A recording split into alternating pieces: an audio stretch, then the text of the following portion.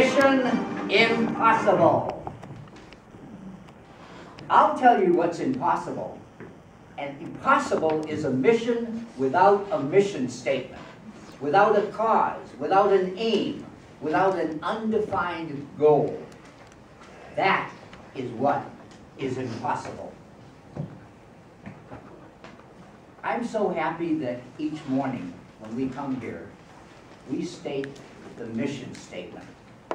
And I know that in many clubs they feel that this is dumb and self-serving, but call me old-fashioned. I think that's important because, as Sherry Brandt said last week, that defines why we come here each Wednesday morning. Why we get up at this ungodly hour to be here.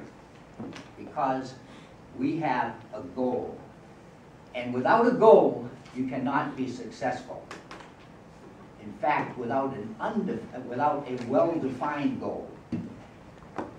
John, a golfer's goal is not to get up on the tee and look like Tiger Woods driving off. The goal of a golfer is to put that little white ball in the little hole with the flag sticking up. That's the goal of a golfer.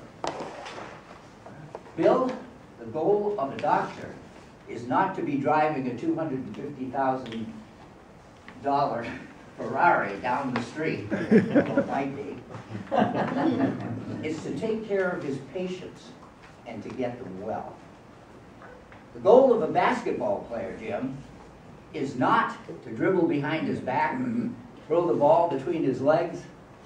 The goal is to put that orb in the basket and help his team to win. That's the goal. And the goal of a Sandpiper Toastmaster is not to come here at 6:30 in the morning to enjoy a nice breakfast prepared by Costco or Vons. It's not. It's to develop communication and leadership skills which will lead to self-confidence and personal growth. Most of you know that I grew up in a little farm in New Hampshire. And next door to us was a man by the name of Earl who owned a 20-acre plot right between our houses. And in the spring when the ground would thaw, Earl would get out his tractor and he'd plow those rows for planting. Now any of you that know anything about agriculture know that for a farmer, the goal is to plant a straight row when he's on that tractor because that's the most efficient way to plant. Now I was about 5 or 6 years old at the time, and I had an insatiable desire to ride on that tractor. And when Earl would ask me, I would be so happy. I'd be like a kid in a candy store. I'd be like Don Edge with a chocolate bar. And I'd ride that tractor. Well, one day, Earl said to me, Bud, which is what they call him, how would you like to plant a row? How would you like to plow a row? Well, would I? I was like in heaven. He said, well, what you do is you see that tree up there? You point the nose of the tractor at that tree and just keep your eyes on it. I was all excited. I knew I could do this. I took a hold of that wheel and I started down the track. Now, as you probably know, the attention span of a 5 or 6-year-old is probably like me. And I'd be driving that tractor and all of a sudden a pheasant would come up and I'd look over there, and a dog would come up and I'd look over there, and I kept my eye on it. When we finished the end of the row, Earl said to me, Bud, take a look back.